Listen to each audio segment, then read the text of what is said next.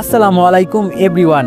বেলা শেষে তুমি গল্পের তৃতীয় পার্ট। তো চলো বেশি কথা না কইয়া গল্প শুরু করা যাক। বিয়ে বাড়ির কাছে যেতেই মনের ভিতরে আলাদা একটা ভয় ঢুকে গেল। অনেকদিন পর কোনো বিয়ে বাড়িতে আসা, যাক একটা দাওয়াত তো খাওয়া হয়ে যাবে। হঠাৎ করে আপু দাঁড়িয়ে বলল, দীপু কাজ তো হয়ে গেছে। আমি একটু ঘাবড়ে গিয়ে বললাম, কি হয়েছে আপু? আপু বলল, দেখ যে বিয়ে বাড়িতে ভিতরে যাচ্ছে সবার কাছে গিফটের প্যাকেট আছে, শুধু আমরা খালি হাতে আসছি। আম্মু আমার দিকে তাকিয়ে বলল, আমার তো সেটা মনেই ছিল না। আমি বললাম, আচ্ছা আপু আমি দেখছি কি করা যায়, আমাকে আগে বলতি আমি একটা ব্যবস্থা করতাম। আচ্ছা দেখছি, অপেক্ষা কর। দুলাভাই বলল, এত জলদি তুমি কি করবে? থাক আমরা টাকা দিয়ে দিব, তাইলেই তো হবে। আমি বললাম, আরে সমস্যা নেই দুলাভাই, আমি অনলাইনে ডাবল টাকার কথা বলে এখনই নিয়ে আসছি। এটা বলে বাইরে গিয়ে অর্ডার করলাম। বলল কিছুক্ষণের ভিতরে চলে আসবে, টাকা থাকলে সব সম্ভব। দেখতে দেখতে চলে আসলো। ভিতরে গিয়ে গিফটটা আম্মুর হাতে দিয়ে বললাম, এখন তাহলে ভিতরে চলো। সবাই একসাথে ভিতরে গেলাম। সবাই ভিতরে যাচ্ছে আর কনেকে গিফট দিচ্ছে। হঠাৎ করে কোণের পাশের মেয়েটার উপর চোখ পড়লো।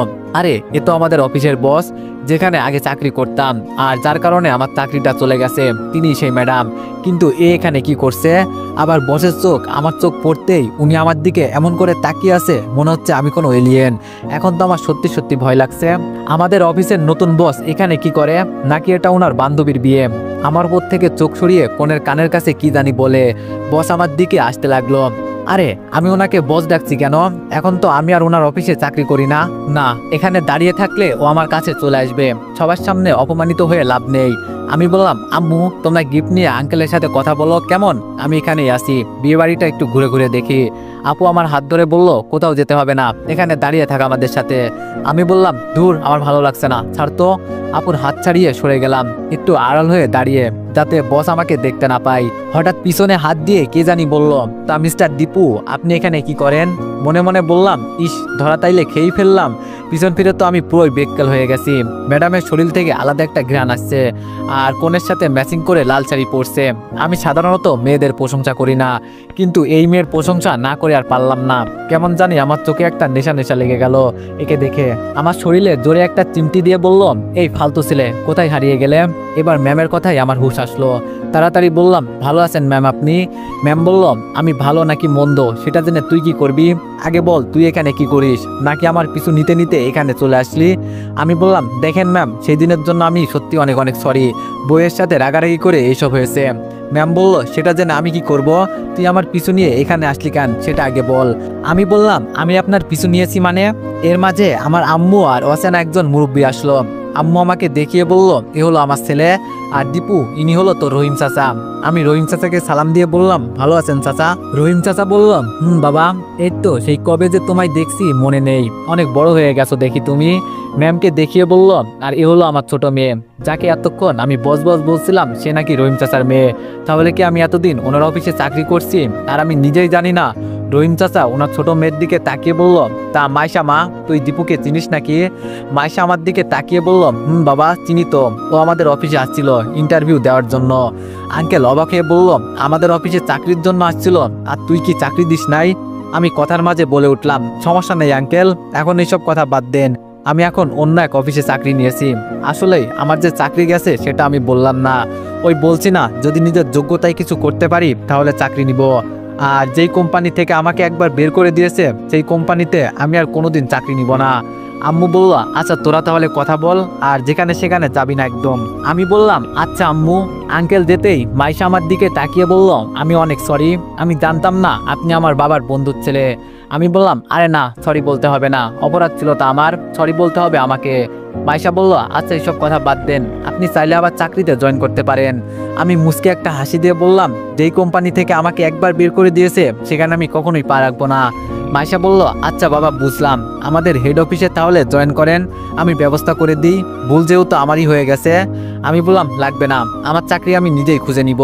মাইশা বলল, আচ্ছা আপনার বউকে তো দেখতে পারছি না। মন খারাপ করে বললাম, ছেড়ে দিয়েছি। মাইশা বলল, মানে বুঝলাম না। আমি বললাম, কি বুঝবেন যেখানে আমি নিজেই কিছু বুঝি নাই। মাইশা বলল, বুঝিয়ে বললেই তো বুঝি নাকি। আমি বললাম, আমার বেস্ট ফ্রেন্ডের সাথে আমার বইয়ের পরকীয়া সম্পর্ক ছিল, এজন্য ছেড়ে দিয়ে চলে আসছি। মাইশা বলল, আসলে আমি সরি, না জেনে আপনাকে চাকরি থেকে বের করে দিয়েছি। আচ্ছা আমাকে যেতে হবে, আপনি থাকেন। আর যখন ইচ্ছা তখন আমাদের অফিসে গিয়ে চাকরি নিতে পারেন, এটা আপনার জন্য অফার বলতে পারেন। মাইশা চলে যেতেই মুচকে একটা হাসি দিয়ে বললাম, যতটা খারাপ মনে হয়েছিল মাইশাকে ততটা খারাপ নয়। আমি তো ভাবছিলাম ফালতু একটা মেয়ে হবে, কিন্তু না, ওদের অফিসে আবার চাকরি নিব নাকি না কিছুই তো বুঝতেছি না। পেছন থেকে কে জানি বলল দীপু। পিছনে তাকিয়ে দেখি মিম আর ওর টাকলা হাজবেন্ড, দেখে একেবারে বাবা মেয়ে মনে হচ্ছে ওদের। আমি মিমের দিকে তাকিয়ে বললাম, এটা বুঝি দুলাভাই? মিম বলল, হ্যাঁ। ভদ্রতার খাতিরে ওর জামাইকে বললাম, দুলাভাই ভালো আছেন? টাকলা বেটা হেসে বলল, এই তো শালা অনেকটাই ভালো আছি, তুমি ভালো আছো তো? মনটা চাইলো এই বেটার মাথায় একটা বেল ফাটাই, আমাকে শালা বলে, কত বড় সাহস!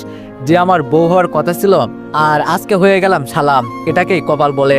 মিমের সম্মানের দিকে তাকিয়ে বললাম, এই তো অনেকটাই ভালো আছি দুলাভাই। মিম একটু সাইডে আসবি, তোর সাথে একটু কথা আছে। মিম ওর জামাইকে বললাম, 1 মিনিট দাঁড়াও, কি বলে ও শুনে আসি। মিমকে নিয়ে একটু সাইডে আসতে বললাম, শালির দেশের ছেলের অভাব ছিল। মিম বলল, আরে দীপু, আমি কি ছেলের কাছে বিয়ে হয়েছি? আমি তো টাকা দেখে বিয়ে হয়েছি, বুঝলি? আজকাল টাকা ছাড়া কেউ কাউকে চিনেই না। আমি বললাম, জীবনে শুধু টাকাই চিনলি, ওই বুড়ো বেটার শরীরে শক্তি আছে যে তোর সাথে খেলাম। আমাকে থামিয়ে মিম বলে উঠল, দীপু এইসব আজে বাজে কথা বলিস না একদম। উনি যেমন হোক আমার স্বামী, টাকাটা বড় বিষয় না, দুজনের মনের ভালোবাসাটাই হলো আসল। বিশেষ করে উনি আমাকে খুব ভালোবাসে, ওই স্কুল জীবনে তোর মতোই। তুই তো আমাকে ছেড়ে চলে গেলি, একবার খোঁজ নিছোস, আবার শুনছি শহরে গিয়ে নতুন নতুন প্রেম করিস। তখন আমার কেমন লাগছিল এগুলো শুনে। আমি মাথা নিচু করে বললাম, সরি মিম, তোরে আমার এইসব বলা ঠিক হয় নাই, আসলে ভালোবাসাটাই হলো মেন, আর তোরে এভাবে একা রেখে আমার যাওয়া ঠিক হয় নাই। মিম বলল, আরে পাগল, এজন্য মাথা নিচু করতে হয়? বন্ধুদের মাঝে নো সরি নো থ্যাঙ্কস। আচ্ছা তুই একটু তোর দুলাভাইয়ের সঙ্গ দে, আমি আমার বান্ধবীর সাথে দেখা করে আসি। আমি বললাম, ওই আমাকে বিপদে ফেলে তুই কই যাস? মিম বলল, আরে কিছুটা সময় থাক না। মিমের কথা শুনে আমি ওর জামাইয়ের সাথে টুকটাক কথা বলতে লাগলাম। তবে মিমের কথা সত্যি, শালা বুড়ো হলেও কি হবে, অনেক ভালো মানুষ। দেখেন আমি আবার শালা বলছি, তাহলে ইনি আমার কাছে কিভাবে ভালো হলেন? হঠাৎ করে মিমের জামাই বলে উঠল, শালা বাবু চলো একটু লাল পানি খেয়ে আসি। আমি বললাম, এই লাল পানিটা আবার কি দুলাভাই? দুলাভাই বলল, আরে খেলেই বুঝবে, চলো তো। মিমের জামাইয়ের কথা মতো আমি ওনার পেছন পেছন যাচ্ছি। আচ্ছা এই লাল পানিটা আবার কি? কিছুই তো বুঝলাম না। হঠাৎ মিমের সামনে দাঁড়িয়ে হাত দিয়ে কি জানি ইশারা করে দেখালো। একটু পর 2টা গ্লাস আমাদের সামনে একটা ছেলে নিয়ে আসলো। সত্যি তো, এটার মাঝে লাল পানি। মুখ থেকে জানো এখনই কুত্তার মতো লালা পড়তে শুরু করবে। কেমন জানি এই লাল পানিটার উপরে একটা লোভ জেগে গেল। দুলাভাইয়ের আগে আমি হাত দিয়ে নিয়ে ঢপ ঢপ করে মেরে দিলাম। আহা, এটা তো অনেক টেস্টি। আবার বললাম, এই মিয়া, এই একটু আনছেন কি চেটে খাওয়ার জন্য? বেশি করে নিয়ে আসেন যান। ছেলেটা তেরা চোখে আমার দিকে তাকিয়ে বললাম, ছাড়, এটা বিদেশি মাল, এত বেশি খাওয়া যাবে না। আমি বললাম, দূর মিয়া, দেশি আর বিদেশি যাই হোক, তুমি নিয়ে আসো। আহা কি মিষ্টি। মিমের জামাই একটা হাসি দিয়ে বললাম, ছালা বাবু, একটু পর টের পাবা এটা কি জিনিস। আমি গেলাম, তুমি থাকো। আমি বললাম, কিন্তু দুলাভাই। দুলাভাই বলল, পরে দেখা হবে শালা বাবু। বুঝলাম না, উনি আমাকে লাল পানি খাওয়াতে আনলেন, আবার উনি নিজেই চলে গেলেন। কাহিনীটা কি ভাই? কিছুই তো মাথায় আসছে না। ছেলেটা আবার 2 গ্লাস নিয়ে আসলো, এবার একটু খেয়ে মজা পেলাম। ওমা, এখন আমার মাথা কেমন কেমন করছে। তাড়াতাড়ি পাশের একটা চেয়ারে বসলাম। অনেকক্ষণ হয়ে গেল বসে আছি। একটু পর একটা মেয়ে এসে বলল, আরে ভাই, তুই এখানে বসে আসোস আর আমরা তোরে খোঁজাখুঁজি করে হয়রানি হয়ে যাচ্ছি। আরে বাল, এই মেয়ে আবার কে? ভাই বলছে কেন? আমার তো কোনো বোন নেই। মেয়েটা আবার আমার হাত ধরে বলল, আরে ভাই চল তো, সবাই তোর জন্য অপেক্ষা করছে। ছট করে মেয়েটার হাত ছাড়িয়ে বললাম, আপা তুমি কোন খালামণি? আর তুমি এমন উল্টা হয়ে আসো কেন? মেয়েটা আমার মুখের কাছে কি জানি শুকে বলল, আজকে কাজ হয়ে গেছে। ভাই আমার কাজের কাজ করছে, কে যে একে এইসব খাওয়ালো। আমি বললাম, কি হয়েছে খালামণি? মেয়েটা চোখ রাঙিয়ে বলল, চুপ কর।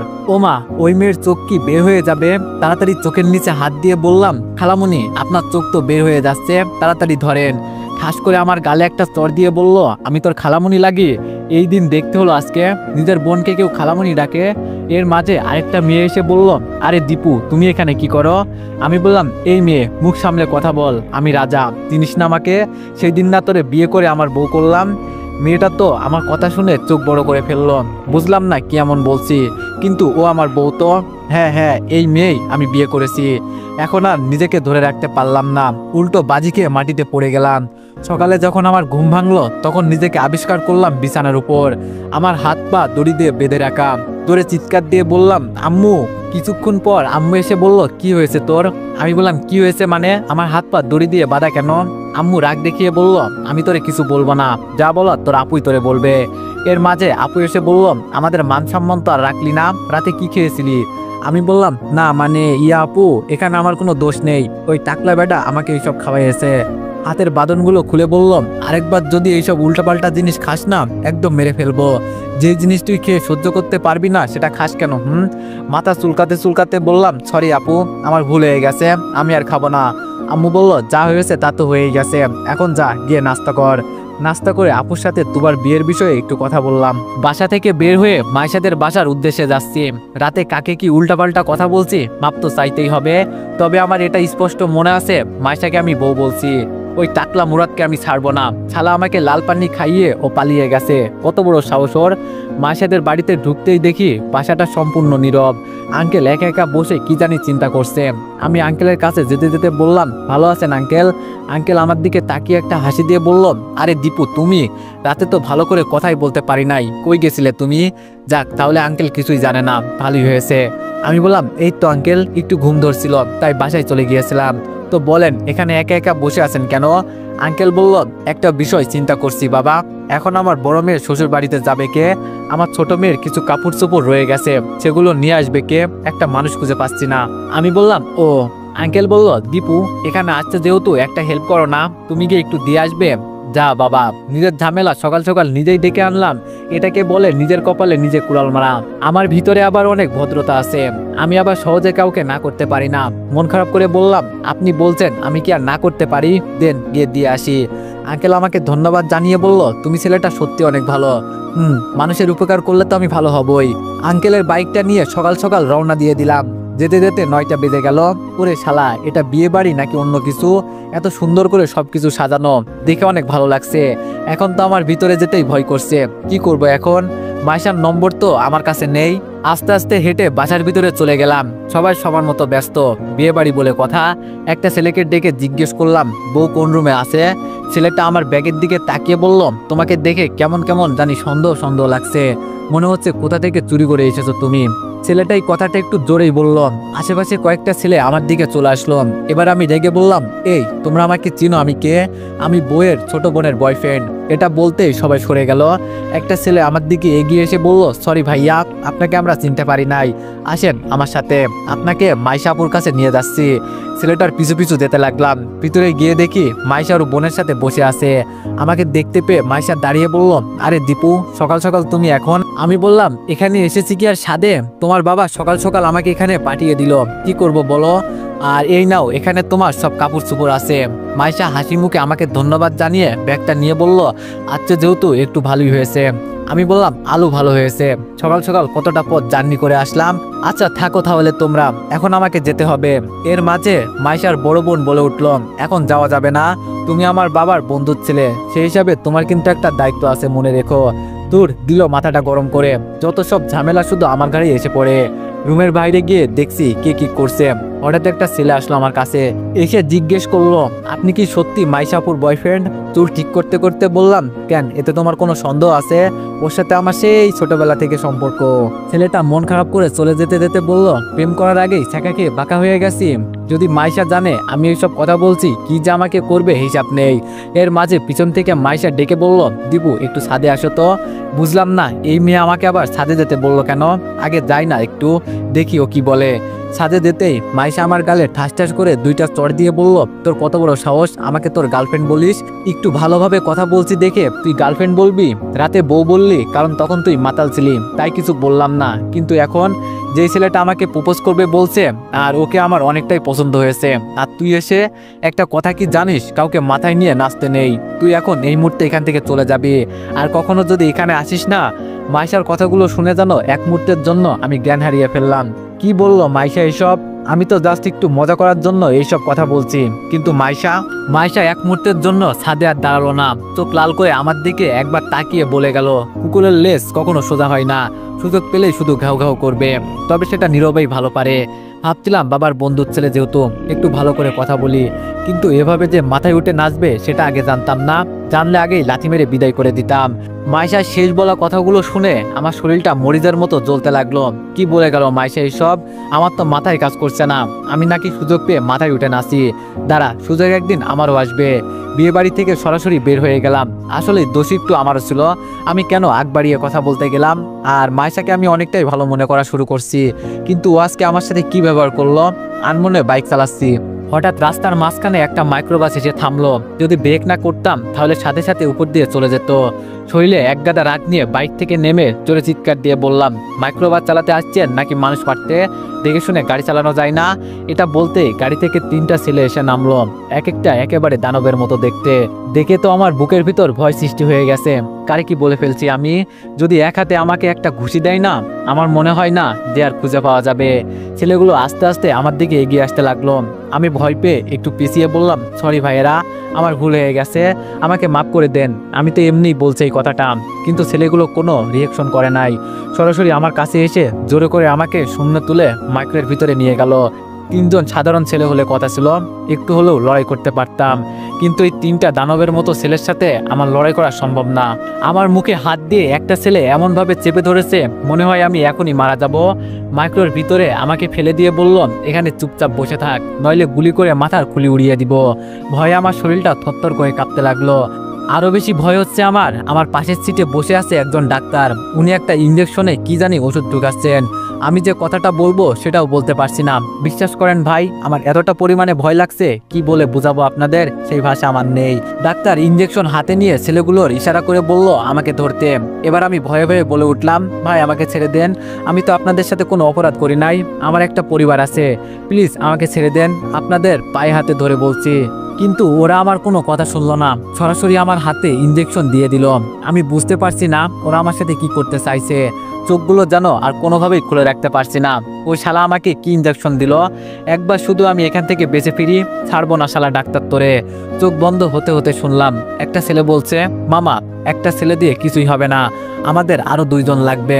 আর এভাবে যদি আমরা রাস্তার মাঝখান থেকে কোনো ছেলে তুলে আনি, তাহলে হয়তো একসময় আমরা ধরা খেয়ে যাব। এখন আমাদের অন্য উপায় খুঁজতে হবে। আর আমাদের বসের যে রাগ, একবার যদি এইসব বিষয়ে জানতে পারে না, আমাদের ছাড়বে না উনি। আর তোরা তো জানিস উনি একটা পশুর থেকেও নিকৃষ্ট, ওনার থেকে একজন পশু ভালো, একটুও মায়া নেই ওনার ভিতরে। শুধু এই কথাগুলোই শুনলাম, আর কিছু মনে নেই। শুধু চোখ বন্ধ হওয়ার আগে মনে মনে বললাম, আমি মারা গেলে আমার পরিবারকে কে দেখবে? জানি না ওরা আমার সাথে কি করছে। এখন সম্পূর্ণভাবে আমি জ্ঞান হারিয়ে ফেলেছি। তবে যখন হালকা করে চোখ খোলার মতো শক্তি পেয়েছি, তখন তাকিয়ে দেখি আমার চারিদিকে অন্ধকার পরিবেশ, কিছু দেখা যাচ্ছে না। আর আমার শরীরটা এত ঠান্ডা লাগছে কেন? আমি এখন কোথায় আছি? তবে এখন এটা অনুমান করতে পারছি, আমি একটা ডয়ারের ভিতরে আছি। লোহার মতো আমার চারপাশ সবকিছু। হাত দিয়ে টান দিতেই কিছুটা বের হলো, এবার জোরে টান দিতেই ডয়ারটা খুলে গেল। ডয়ার থেকে আস্তে করে নামলাম, কিন্তু একই আমার শরীরে কোনো কাপড় নেই, আমি একদম উলঙ্গ। এখানে প্রায় 100-র মতো ডয়ার আছে, শুধু আমারটা খোলা আর আমার সাথে টাম, বাকি সবগুলো তালা লাগানো। আমারটা ছাড়া যেটা খোলা ছিল সেটা খুলতেই দেখি ভিতরে কিছু নেই। তাড়াতাড়ি আমাকে এখান থেকে বের হতে হবে, নইলে যে কোনো সময় আমি ধরা পড়ে যেতে পারি। এই তো একজন ডাক্তারের কাপড় চোপড় রাখা আছে, আমি সেগুলো গায়ে দিয়ে দিলাম। আচমকা বাথরুম থেকে আওয়াজ আসছে, মনে হচ্ছে যেন কেউ ভিতরে গোসল করছে। আইডি কার্ডে সুন্দর করে লেখা আছে ডাক্তার রমেশ। আমার মনে হয় ইনি ভিতরে গোসল করছে। আস্তে করে দরজাটা বাইর থেকে লাগিয়ে দিলাম, যাতে এখান থেকে ও বাইর হতে না পারে। এখন আমি ডাক্তার রমেশ সাথে এখান থেকে বাইর হতে পারলেই হলো। একটু সামনে এগোলেই দেখলাম একটা ডয়ার থেকে রক্ত অল্প অল্প করে বেরিয়ে পড়ছে। এটা দেখে বুকের ভিতরে কেমন জানি একটা ঝাঁকি দিয়ে উঠলো। এগুলো দেখে আমি অনুমান করতে পারলাম এই ডয়ারগুলোতে কোনো না কোনো মানুষ রাখা আছে। তবে ওরা জ্যান্ত নাকি মরা সেটা বলতে পারবো না। যেহেতু আমি বেঁচে গেছি, তাহলে ওরাও অবশ্য জ্যান্ত, হয়তো ইঞ্জেকশনের সাহায্যে অজ্ঞান করে রাখছে। কিন্তু তাহলে এখান থেকে রক্ত পড়ছে কেন? তাহলে কি কোনোভাবে? ভাবতে আমার শরীরের সব লোমগুলো দাঁড়িয়ে গেল। এই রহস্য আমাকে খুঁজে বের করতেই হবে। আগে আমি এখান থেকে কোনোভাবে বের হই। দরজা দিয়ে বের হতেই দেখি ভিতরে 3টা বড় বড় রুম আছে। প্রথমটা একটু উকি দিয়ে দেখার চেষ্টা করছি ভিতরে কি চলছে। বাইরে থেকে এটা দেখার চেষ্টা করছি, একটা ছেলেকে কাটা হচ্ছে, ও চোখ, কিডনি, মানে হয়তো দরাদরি যা যা আছে তাই নেওয়া হচ্ছে। ও মাই গড, তাহলে কি ওরা রাস্তা থেকে ছেলে তুলে এনে এইসব করে? একদম সুস্থ সবল ছেলেকে ওরা এভাবে মেরে ফেলে, একটু কি ওদের মনের ভিতরে মায়া লাগে না? তাহলে হয়তো ওই আমার আগের ডরগুলোতে সব মানুষকে এভাবে খোলা বাক্সের মতো সবকিছু নিয়ে মারা হয়েছে, এজন্য হয়তো রক্ত পড়ছিল। এই ছেলের পর তাহলে আমার পালা ছিল। বুকের ভেতরটা এখন আধা ইঞ্চি ফাঁক হয়ে কাঁপাকাঁপি করছে। আর একটুর জন্য আমি মারা যেতাম, কিন্তু এখান থেকে তো বের হওয়ার রাস্তা দেখা যাচ্ছে না। কিভাবে এখান থেকে বের হব? খুব সিক্রেট করে সবকিছু তৈরি করছে ওরা। এবার সামনের রুমটাতে গেলাম। এখানে তেমন কিছু দেখলাম না, শুধু কিছু দরকারি যন্ত্রপত্র দেখলাম। এবার এর সামনের রুমটাতে গেলাম। ওখানে একজন বয়স্ক মুরব্বী আর একজন মেয়ে বসে বসে কি জানি কথা বলছে। আমি বোঝার চেষ্টা করছি ওরা কারা, যদি দেখে চিনতে পারি। বয়স্ক মুরব্বী যিনি, তাকে একটু দেখেই আমি 3 পা পিছিয়ে গেলাম। এখানে কি করে? আমার মাথাতে এখন সম্পূর্ণরূপে হেড হয়ে যাচ্ছে। যাকে আমি এতটা পরিমাণে ভালো মানুষ মনে করতাম, সে এখানে কি করে? এই ব্যক্তিটার কেউ নাই, ইনি হলেন একমাত্র মিমের জামাই। তাহলে এই ব্যবসা কি এই শালাই করে? মেয়েটাকে তো কোনোভাবেই দেখতে পারছি না, অনেকক্ষণ দাঁড়িয়ে আছি তাও দেখতে পারছি না। তবে ধরা পড়ার এত ভয় নেই এখন আমার। আমাকে সবাই এখানে ডাক্তার রমেশ বলে চিনবে, আর এখন সবাই সবার কাজে ব্যস্ত। হঠাৎ মেয়েটার চেহারাটা এক পলক দেখেই মনে হচ্ছে যেন এই মুহূর্তে আমার হার্ট অ্যাটাক হয়ে যাবে। কিভাবে সম্ভব? এখানে মাইশা কি করে? নাকি ওই ব্যবসার সাথে জড়িত? কিন্তু ওদের তো টাকার অভাব নেই, আর আমি তো ওর বোনের শ্বশুর বাড়িতে মাইশাকে দেখে আসছি। তাহলে এই মাইশা এখানে কি করে? আমার তো ভাই এখন মাথায় কাজ করছে না। নাকি মাইশার মতো দেখতে কেউ আছে? না না, এটা কখনোই হতে পারে না। আমি মাইশাকে খুব ভালো করেই চিনি, কিন্তু যাদের সাথে আমার কিছুক্ষণের পরিচয়। হঠাৎ পিছন থেকে একটা শব্দ শুনলাম। পিছনে তাকিয়ে দেখি একজন ডাক্তার এই দিকে আসছে। এই তো যাওয়ার একটা রাস্তা খুঁজে পেয়ে গেছি। ডাক্তার আমার কাছে এসে জিজ্ঞেস করলো, আরে রমেশ, তুই কখন এলি এখানে? তোর তো গোসল করতে যেই সময় লাগে না। গলার কণ্ঠটা একটু মোটা করে মন খারাপ করে বললাম, বন্ধু, হঠাৎ করে আমার শরীরটা কেমন কেমন করছে। বাসা থেকে খবর আসছে আমার বউ নাকি পেটের যন্ত্রণায় মাটিতে পড়ে কাতরাচ্ছে। আমি ছাড়া ওকে হাসপাতালে নেওয়ার মতো কেউ নেই। কিন্তু এখন এখান থেকে আমি কিভাবে বের হব বল? রুক্তি বলল, আরে বন্ধু, এই বিষয় আমাকে আগে বলবি না, আমি একটা ব্যবস্থা করে দিতাম। তাড়াতাড়ি স্যারের কাছে চল। দরজা ঢেলে ভিতরে ঢুকতে ঢুকতে বললাম, যাক, তাহলে ধরা পড়ি নাই। এখান থেকে কোনো মতে বেঁচে ফিরতে পারলেই হলো। মিমের জামাই আমাদের দেখে বলল, তার ডাক্তার রমেশ, দেহ থেকে সবকিছু খুলে নেওয়া হয়েছে তো। এভরিওয়ান, নেক্সট পার্টের জন্য সবাই অপেক্ষা করো। ধন্যবাদ।